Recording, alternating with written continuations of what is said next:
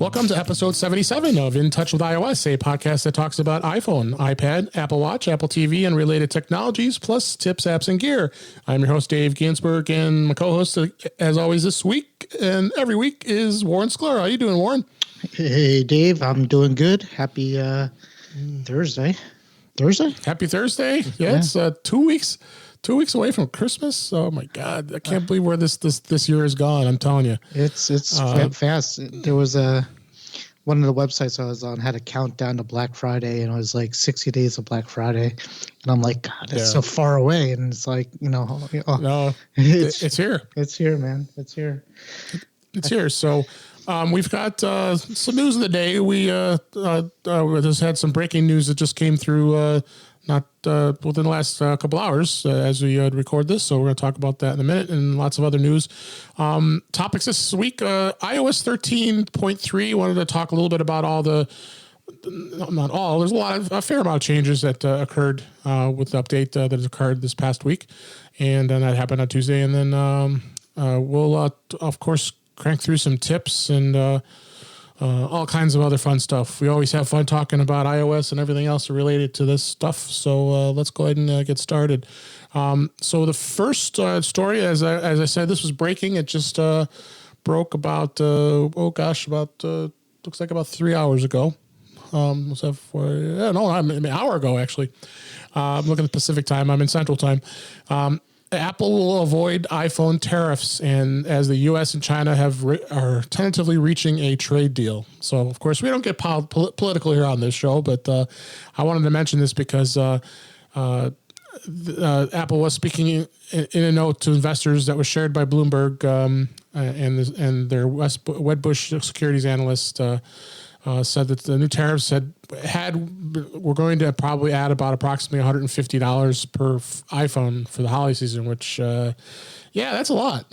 So I guess Trump gave Apple a early Christmas present, and looks like things are going to get signed, and then Apple got waived to this, and I think they're going to have a tentative trade deal in place soon for everything. So what'd you think of this? Well, I'm checking my stock app as we speak. I didn't even check the stock. Yeah, so after hour trading is about half a point, which is good. Yeah. So 268. Yep. So I'm assuming we have a little bit of that stock. So hopefully by tomorrow we'll be able to quit all our jobs and go from there. I don't know if it'll go that far, but it can't hurt. It's not going to hurt it. It can't hurt at all. So we'll see how that goes. And also in the news was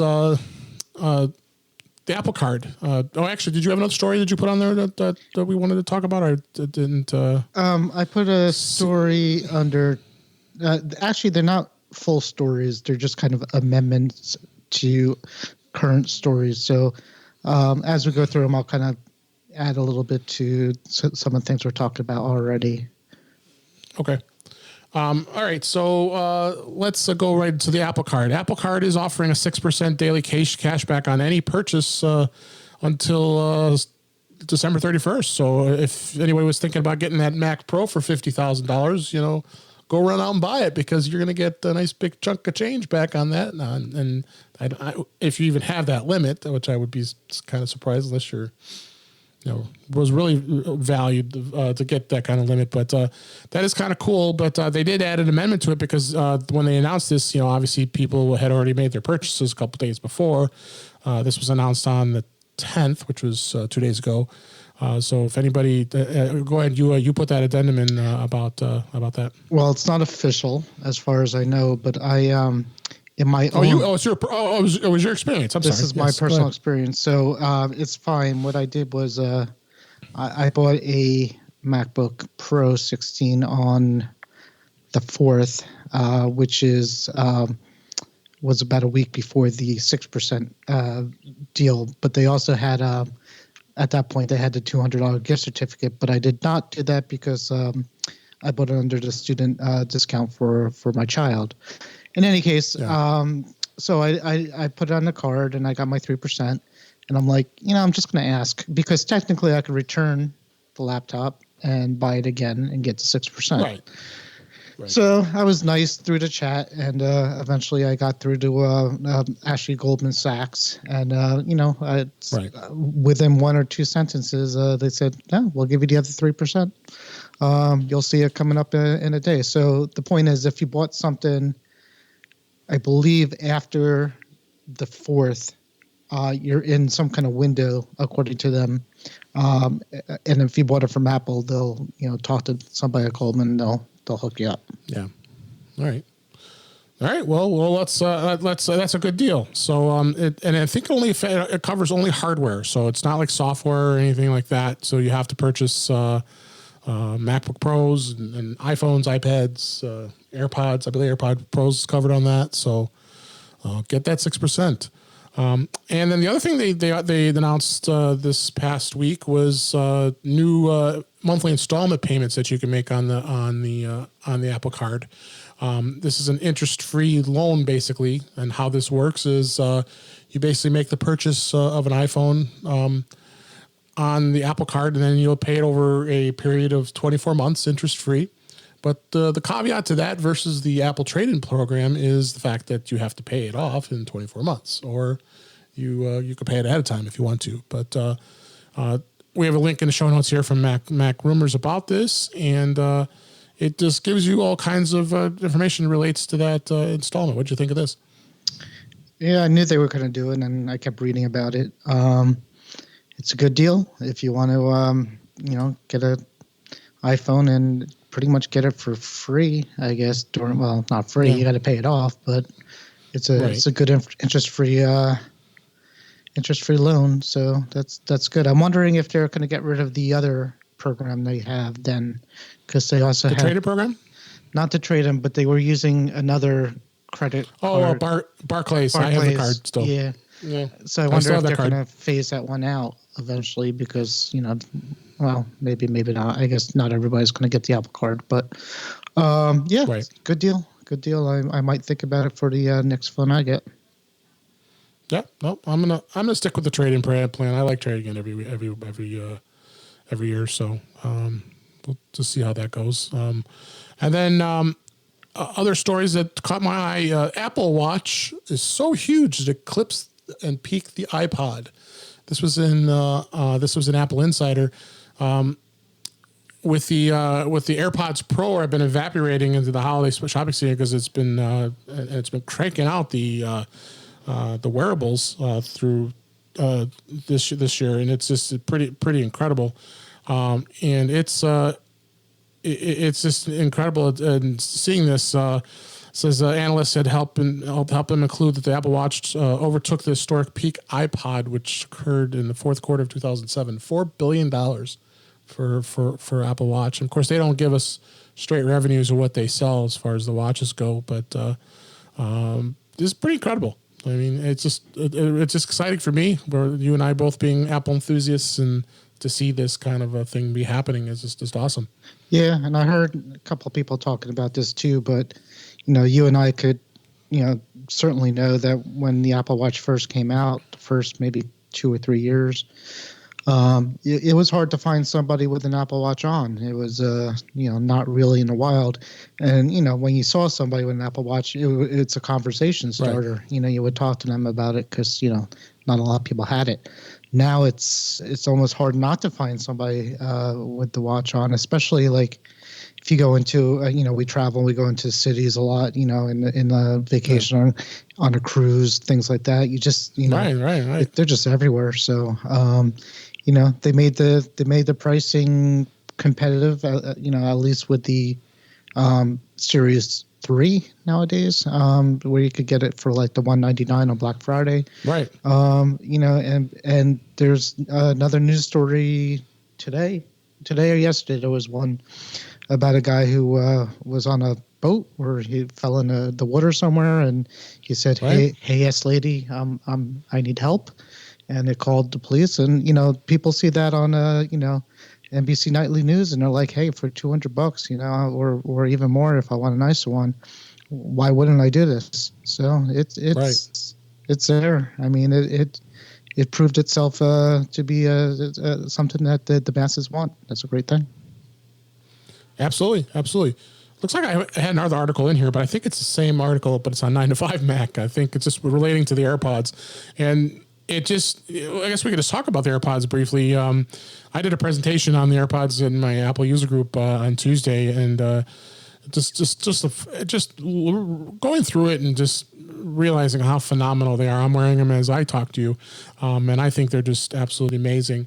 In fact, I have that's probably why I'm having it weird listening, because I have noise cancellation turned on, and I shouldn't have. I should put on transparency so I can hear my voice, which now I can. Wow, what a concept.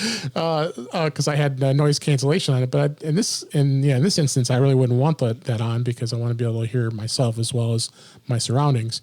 The Apple AirPods Pro are just selling like crazy. They're hard to find. Hard to find. A lot of places are sold out.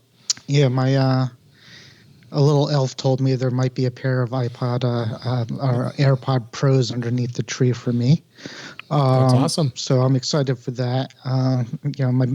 My biggest issue right now is what I'm going to do with the old AirPods, which I have in my ears right now, and I have the second gen. Yeah. I have the second gen. I might pull the funny thing is nobody in my family wants them. My wife doesn't want them. My son doesn't want them. He has his Beats Pro. I sold my my first gen ones back to somebody for like $50 or 60. But I might pull a Tim Cook and just keep them. Throw them in my laptop bag. Because I also going to have an extra pair. I've got the original ones, but they're really old, and I don't think the battery is as good as it used to be. But I started looking at it because I was thinking about throwing it up on like Facebook Marketplace or eBay or something. But then I started thinking about it. I was like, who the hell's going to want my AirPods with all my earwax and grime? And I know you got to, and cleaning it. I mean, there's ways of cleaning it, but you got to be careful because they say no liquid in these AirPods. So, but somebody bought mine. I don't know. That's I didn't ask questions, but somebody bought my old ones. But I guess if I clean them good enough and show the pictures, they see what it looks like, and go from there, I guess. Yeah. But they're saying overall the wearables, which includes the AirPods, 4 billion. That's what that number was. So pretty amazing. They say it's weren't they saying the wearables are in the class of a Fortune 500 company of its own? If you just priced out they used to say that the wearable is its own if it was its own company, it would be way up there in like the top Fortune something. Yeah. So I'll keep the link to both the 9 to 5 Mac and Mac Rumors articles we were talking about in the show notes. But yep, awesome stuff. And then last story, I kind of put it in here instead of us putting it into the topic that we were going to talk about in a little bit here on iOS 13.3 is iOS 12.4.4 update is out. This is OS X Daily reported this, and this was yesterday actually. And as we record this, and they did release this for all the older devices that are not eligible for iOS 13. Which includes the iPhone 6 and the 5S and any of the really older models and on the older iPads that are still running iOS 12. I mean, if you ask me, I think that's pretty awesome. Apple is actually allowing, they're continuing to support 6-year-old devices and plus. I mean, to do that is pretty unheard of. They take that Android, right? Yeah, I mean, and being on the Facebooks and all that, you see a lot of people in the Apple group saying, right. I have an iPhone 4 and Apple, the whole planned obsolescence argument. They're like, but there was a 7-year-old in the phone, right? So you get those people, but at least for a phone that's fairly recent, it's going to get some updates on it. I wouldn't suggest having one of those, but if you do, I wouldn't either, but. At least they have they're giving folks who still are on the 6 and the 6 Plus are probably the biggest ones that people are still using. At least now they're keeping things up to date for security, and that's the key because security can be an issue. It really can, and it's important to make sure that you stay on top of that. So check that out for that. So yep, for sure. All right.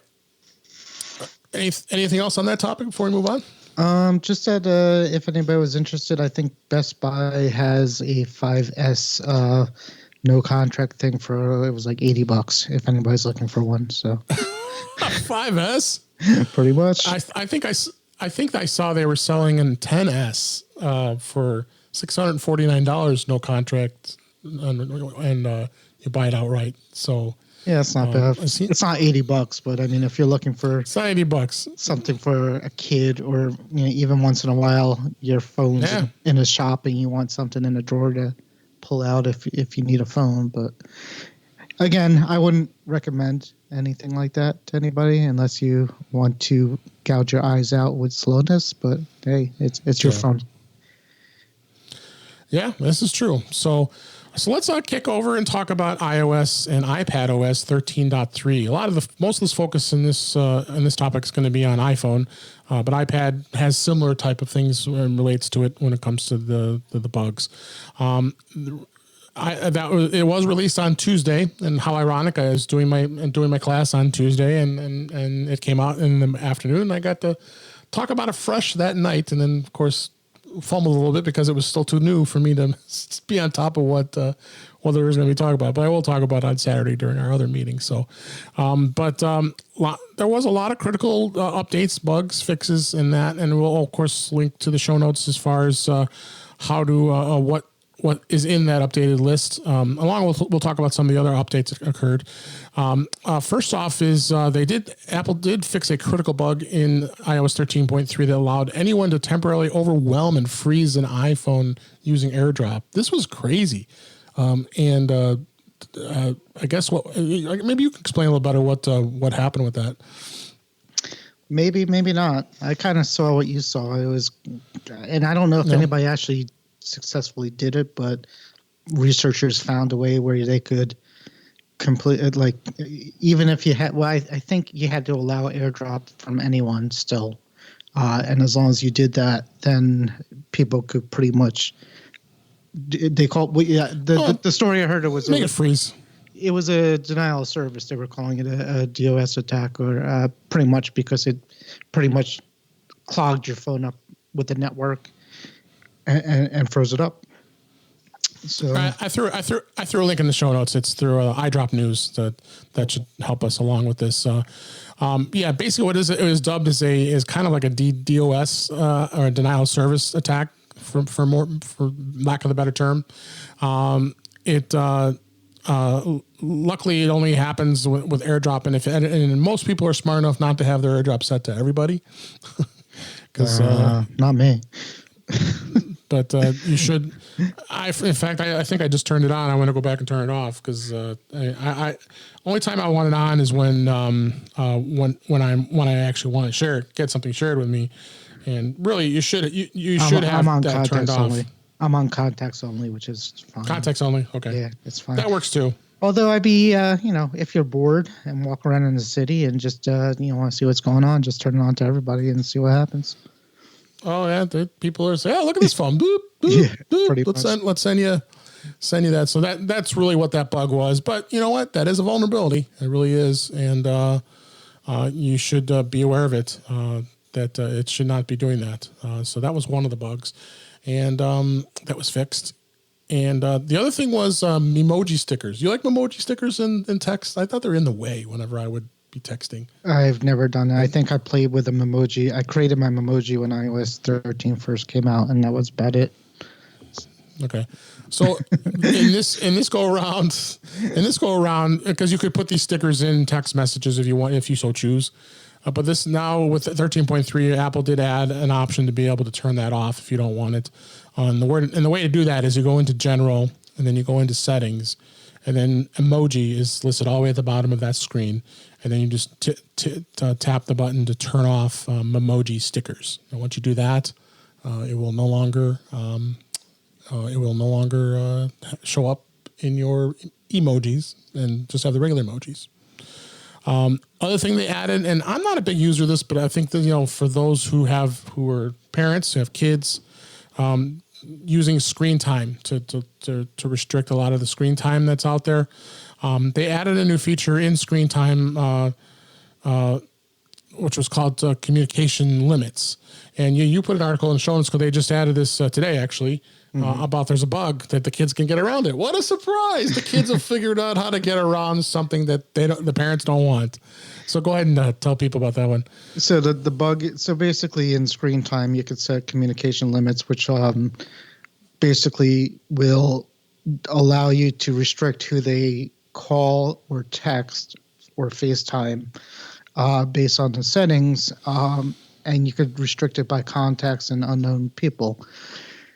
Somehow the system uses what contacts are in your iCloud contacts, and if that iCloud contacts, if that contact is not in the iCloud contacts, but in your contacts on the phone, it will allow the kid to bypass it and basically, FaceTime and text and things like that. Apple saying, well, that's kind of by design, because we want you to use the iCloud contacts and to turn it on. And basically, they say to get by it right now, you go on a kid's phone, you go into setting, contacts, settings, contacts, and make sure iCloud is set as a default, and that will kind of get it to always put that contact in the cloud.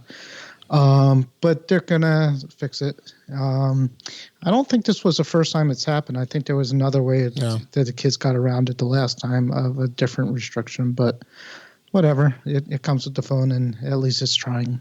So, yeah, no, it's smart that they have it.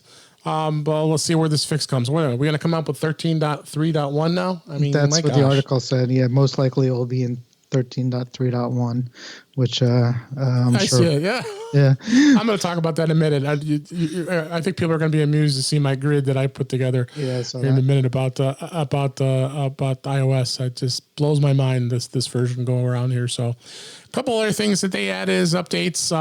You now can save an edited video clip. So if you've recorded a video and you want to go edit it, remember before you wouldn't be able to save it as a separate clip. You'd have to just save it, and then you'd have to revert back to it if you wanted to revert back to the previous version. Right. Well, now what you can do is if you click saved, it's going to give you an option to say save edited video as a new clip, which is good. That should have been added. So I'm glad they added that. Couple other things also, the news app has been redesigned. You can now like and dislike articles at the bottom of the screen, which is cool. The stocks, you also now can see related stories. You never were able to do that before when you would go into the stocks. If you use the stocks app and track your Apple stock, that's something you can do as well. So we'll have we have a link in the show notes that's a support article giving you a whole full list of all the other things that were addressed. I'm not going to go through every single one of them. There were a couple of things those are the ones that really stood out to me. And a lot of the other ones are more techy, so it's not really necessary to add unless there's something you see in there that's in that support article that stands out to you. Nothing. No, I kind of went through the same list, and I don't see the big two. The big two obviously were the AirDrop bug and the screen time thing. I think were the big newsmakers of this one. Yeah, absolutely. All right, so let's move on. And speaking of iOS, Apple, like I said, showed its love with iOS 12. So we talked about that. 12.4.4 is for the older devices. We also want to mention that the HomePod also has an update to 13.3. And what the HomePod has added is, and did you notice it just updated itself? I didn't even have to do anything, did you? As far as updating it to 13.3? I manually did it. I don't know if it would have done it automatically, but because I went to go do it manually and it was already done. So I was like, oh, this is weird. No, yeah, it's a little bit, a little strange thing to tell you about that is I'm no longer on beta at all on any of my devices. I'm like, this is like you're going through withdrawal already, aren't you? I've actually gone to the developer website and there's nothing there. There's nothing there. There's no betas. So nothing. Even Catalina is gone. Yeah, you got nothing. It's all released. I feel like the peasants out there. Yeah. But the HomePod, I thought maybe because I was on iOS 13 something already, it would have done it. But no, I went into the Home app and I went into the update and I did it. But now it's asking me, every time I ask the HomePod to kind of do something, it says basically a message saying to set up, it could personalize it now that it recognizes what voice it is. and it says go into your home app and set up how to do the personalization, but I can't find it. So I got to go back in and try to find out where it's saying that. But at this point, if you did the update, that's the only thing I could see. Oh, there's actually a few things are happening. One, I was using my phone on my iPhone, and I walked close to one of my AirPods accidentally, and it said, "Yeah, move a little closer to transfer this to the AirPod, the call." Yeah. So it's doing things that I don't fully grasp how or the way to do it, but it is doing things out there. Well, we've put you on a mission. You're going to have to get back to us, and that's going to be our next one of our topics next time is how these new things work on the HomePod. Yeah, and then maybe Siri will understand some of what I'm saying, and I'll get back to you. Now, speaking of understanding, what the update did is it improved the ability of the HomePod to recognize the voice profile of family members. So other family members, of course, they updated that and when iOS 13 came out to allow family members to enable or disable their personal requests and fix an issue that could also prevent music playback from resuming on a stereo pair following a call. Because I have two HomePods to my left and to my right that I use as a pair. So it's pretty cool. So got that link in the show notes for that update. And then Watch OS 6.1.1 came out. Nothing really eventful on that one. What did you see on that? Did you see? I didn't see anything crazy as far as updates go on this one. No, and I was on the beta, obviously, on that one before, so I probably wouldn't see much either, but I didn't see anything. The update went fine. No problems with that, too. It seems snappy. With all the updates with the iOS and iPad and OS, the watch has been pretty stable throughout the 13 process. I think. That. Yeah, I've heard some people complaining here and there, but I've been really kind of happy with the updates on the watch, or at least the functionality since 13 came out. So that's good news. Absolutely. Yeah, very good news. And then lastly, tvOS which is never eventful as far as anything when it comes to updates. I don't even do it. I just let it do it by itself, and it added a new setting that's designed to let you change the main banner interface in the Apple TV app from what to watch to up next, which displays content showing that you've already watched. They're already watching rather than show suggestions. So there's just basically nothing. There's some minor bug fixes. Yeah. But we're using ours, watching the Apple TV shows. So at least we're using it. Before the Apple TV shows, I can't tell you the last time I used it. So at least now we are. Well, that's good. You're not using it for Disney Plus? I am not using it for Disney Plus. I have found a way to watch The Mandalorian somehow through the magic of Disney. Yeah, I don't even know. We probably shouldn't even discuss that. And I think I know what you're talking about. I have no idea what you're talking about. I don't know what you're talking about either. So finally with this upgrade, I tweeted this out earlier today, and I'm going to have this in the show notes. This was a grid that I put together for my Apple user group meeting I talked on Tuesday, and I wanted to and I saw nobody do this, and I didn't get any comments on it, but I'm hoping if you see anything like this, I'd love to hear your comments, feedback at intouchwithios.com. Tell me what you think about this craziness that's happened as far as upgrades go. And I've talked about this in previous episodes, but this grid really gives the big picture, doesn't it? 13.09, it came out on September 19th. And 13.1, what was it? That was 5 days later.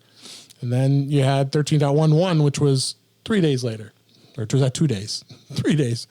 And then so on and so forth. 13.12, 13.13. There's 10 of them, right? Yeah, 10 updates. There's 10 of them total. Yeah. Absolutely crazy.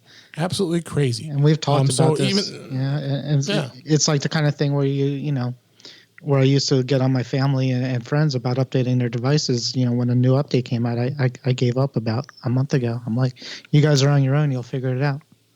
It's too much. So, the updates will end up pushing eventually. So you have to get them done. So, and that's the thing is they aren't forced. Whenever I'm aware of, and I'm sure you as well, because beta test is we mainly force the updates anytime we find out that there's a new update.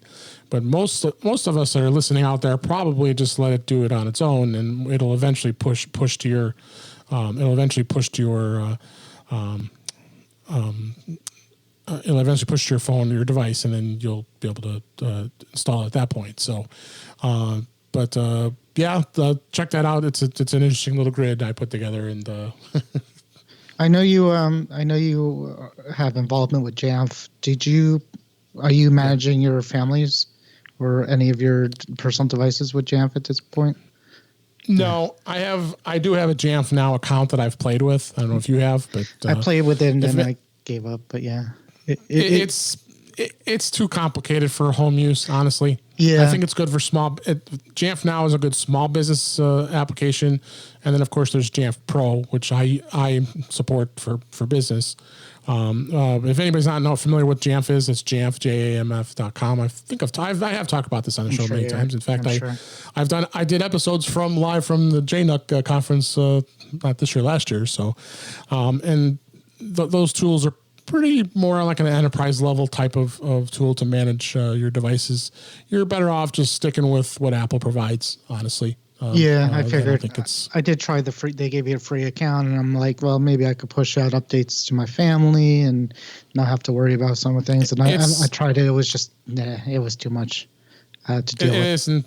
I mean, Pro has a lot more flexibility than Jamf Now does. Right, I'm sure. A lot of stuff. A lot of stuff is like that. So, so let's move on. I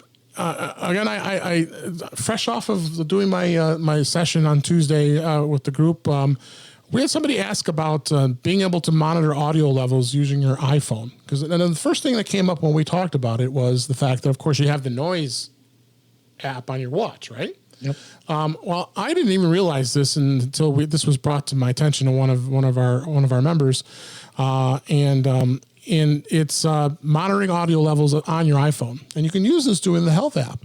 We have a link in the show notes to a piece of the article that's in the iPhone user guide, which I'm going to talk about in a minute. It does let you use the Health app to monitor audio levels from your headphones and sound levels from your environment, and then definitely can be helpful to understand how long and how often you are exposed to loud volume, and it can affect your hearing, of course. Well, with having the Apple Watch, you'll have that feature because it'll tell you right away. It'll scream at you right on your watch, and I've seen it when you're going up to 80, 90, 100 decibels and louder. It's definitely going to tell you, and then you can use this with your AirPods, and other compatible headphones with your iPhone and audio levels. You also pair the Apple Watch, and the Noise app will be working along with it to measure. It does have more accurate. The measurements are more accurate with the AirPods from the headphones connected by a wire. So if you are using like headphones and not AirPods, you might have a little better way of measuring. And then the graphs will show up in the Health app, so you do have the hearing graph in the Health app. Were you aware of this? Did you know this was existed beyond just the watch? Did not. I'm looking at it now. It's pretty neat. It looks like they have the headphone, a couple different levels of it. They have the headphone audio levels, and they have environmental sound levels. Basically, is what they have. So it's I've never actually gone into this all health data summary. I should. Yeah, there's a lot in there. I thought was just crazy as far as that goes. So, speaking of, I just was speaking of the app, the iPhone user guide. We did put a link in here in the show notes on this. I don't know if anybody was aware that you are able to add the iPhone user guide to your home screen on your iPhone, and of course the iPad user guide can be done as well with having that link. This guide here that I linked into the show notes will actually tell you how to do it. And basically you just need to do is click the link that's provided, and then how you add to home screen by going into the share sheet and say add to home screen, and it becomes a shortcut to the user guide. Now they do have the user guide published in books, Apple Books, and you can download it. So if you wanted to have just a hard copy PDF of it, you could have it in your Books app and be able to read it there as well. But this is kind of like a live, always changing version of the user guide, because of course whenever a new OS comes out, they're going to update it with all the information. So which is a good thing. You don't have to have a printed copy and then have to go print it out again because it changed. So, very cool. And of course, tips is still there related to that. If you want to get a short and sweet user guide without the whole thing, it gives you a couple of tips, which is neat too. Absolutely. Yeah, there's lots of tips. And so even listening to what we talk about here, all the tips and tricks we give you is pretty cool in the sense that you have an owner's manual per se to refer back to. If you need to refer back, and then that's usually the best source of any material is going right to Apple to learn for it. So, anything else you want to say on that? Nope. No, that's good stuff. Very good stuff. All right. So we've got some tips here I wanted to go through, and I wanted you to go, if you want to go to the page that we have here, that link that's in the notes. I was going to go through a few of these, if then maybe have you review them if there's ones that stand out to you that you know. The first one is sending spam callers to voicemail. We've been talking about that like crazy lately because it's just these spam callers are just absolutely a pain, a big pain. And Apple really has done a great job of updating this in iOS 13 by allowing you to be able to silence unknown callers. And that's the first one you're going to block right away. If a call comes up unknown, I'm not talking to them. I'll just force it to go right to voicemail and block it. So where you do is how to get to this is you have to go into settings and then you scroll down until you get to phone and then move the silence unknown caller slider to on green. So that means once that's turned on, it's going to be turned off, and so you won't be able to get any more of those calls come through again. And it seems like it's made some improvements. Have you noticed? I don't know. Did you have this on before on yours? Or? I'm actually still too chicken to turn it on. I'm scared I'm going to miss something that I need to get, but I will turn it on eventually. Yeah, I don't know because. Once a month I'll get a call from an unknown caller that's actually something I should talk to, but I guess I could always leave a message. It still goes to voicemail, which is fine. So I'll turn it on one day. So going on to our next tip is, have you played around with synced lyrics in Apple Music at all? I've played along with looking at the lyrics. Is that the same as the sync lyrics? Yeah. I have played with it, and it's fun. And it's not every song, obviously, but some songs have it, some songs don't. And then I also found something weird where if you are playing it on your iPhone, and then I started transferring, I hit the little AirPlay button to go to my HomePod, the lyrics don't show up. So I don't know why. Yeah, that was kind of strange. Yeah, because they're there. They're there if you don't do that, but then if you played it on another device, they do. So that could be a bug or something like that. But but yeah, it's fun. I don't sing very well, so I don't try. but it's actually neat to see the lyrics come on, and it's actually kind of neat when you're scrolling through different songs and some pop up and some don't, and like whoa, you start seeing the words across the screen. It's kind of neat. Another tip I wanted to talk about was about photos.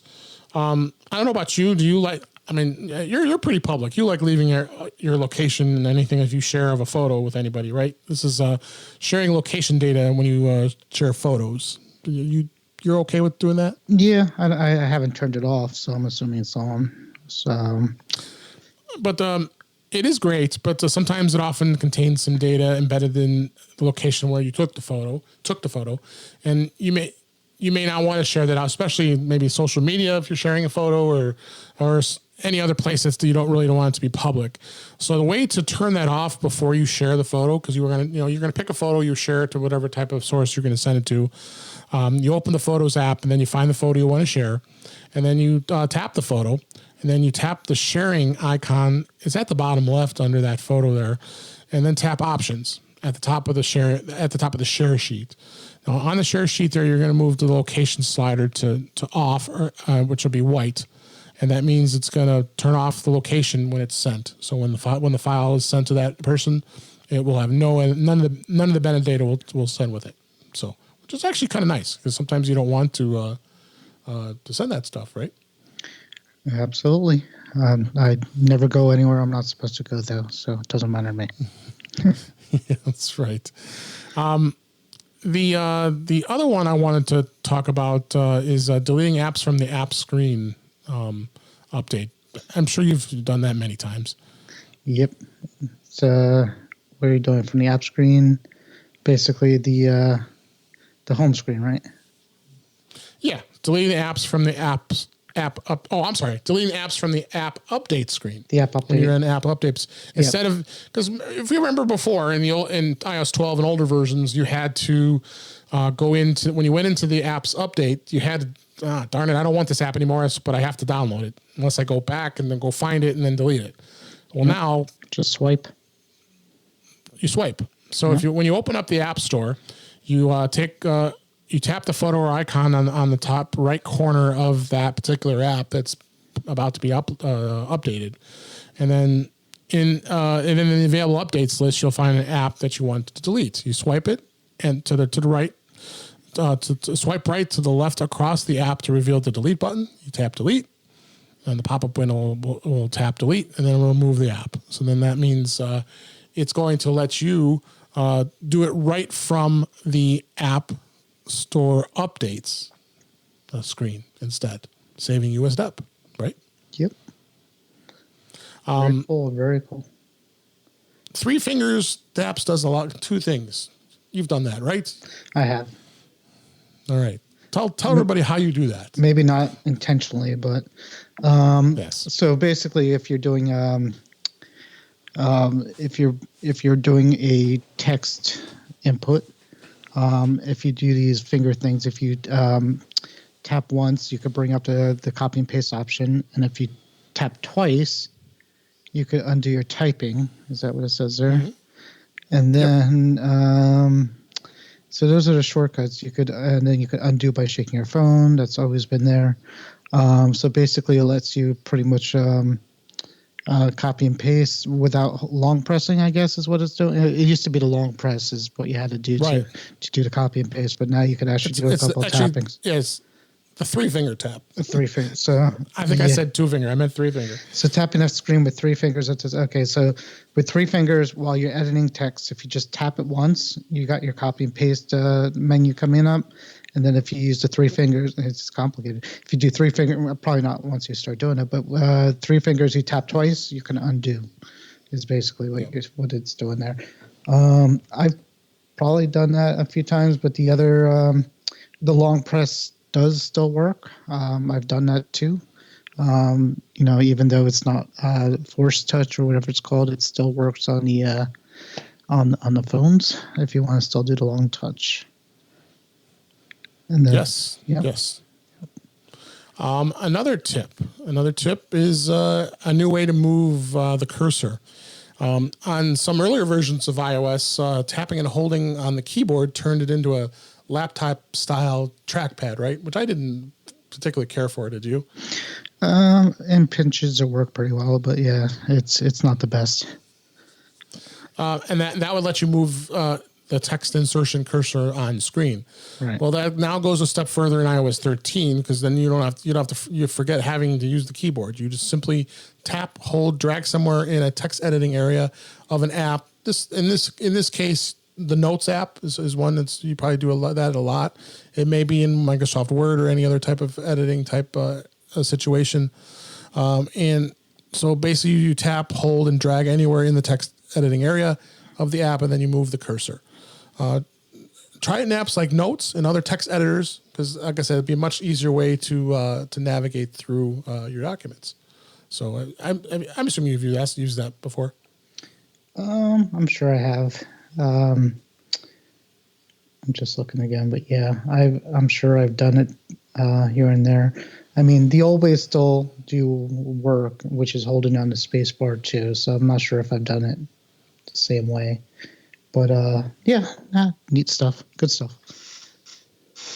So, anything you've done with your device recently that stand out to you, or you just don't using it much anymore? No, I'm using it all the time. The one thing I just did recently is because I've been wearing my AirPods a little bit more, and I will be again. Right. with the new ones. Some people might like it, but if I'm listening to a podcast or music, I do not like the announce messages feature that it does. I find it distracting. So basically, if you have AirPods, and you go basically into settings, notifications, there's something that says announce messages with Siri, which is a new thing that I could do. And basically what it will do is if you get a text, iMessage or a text message, it will stop what you're listening to and say with Siri's voice what the text message said. It will say, David says, and then it will say the message. I just turned it off because I find it distracting, to be honest with you, but that's a preference. And that's about it. Yeah. Yep. That's definitely a preference. There's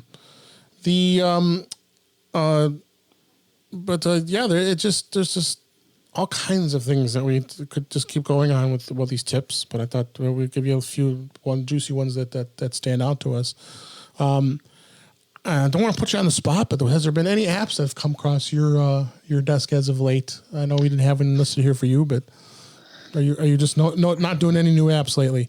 Not a lot, but I did just see somewhere I saw maybe on a news show, but the shopping apps are getting hot this time of year. The the cashback ones, and I think there was a whole section in the App Store at one point where if you go to apps and then shopping apps, it's here it is. It's called Shop for the Holidays, but basically there's a lot of these apps now. If you sign up, you could get cash back with a lot of stuff you buy. So if you're into that kind of thing, it's something to check out. All right. And we'll put that link to that in the show notes. The one app I have today is one that stands out. We have the Lightroom. You use Lightroom at all for your photo editing? I don't edit photos.